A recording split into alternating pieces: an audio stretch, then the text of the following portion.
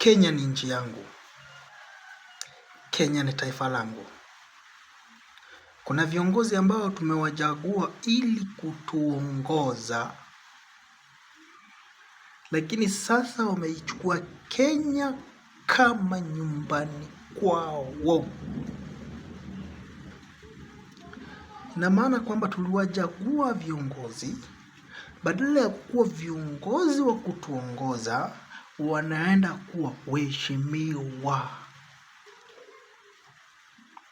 Na waheshimiwa wenyewe wanafanya sisi hatuheshimiwi, tunadharauliwa.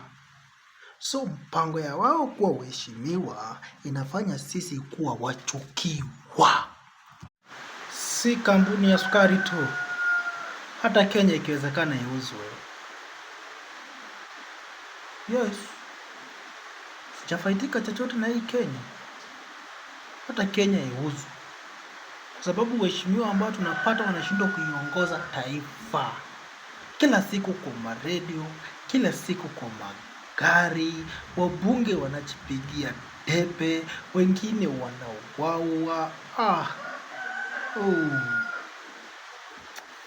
Hata Kenya iuzwe.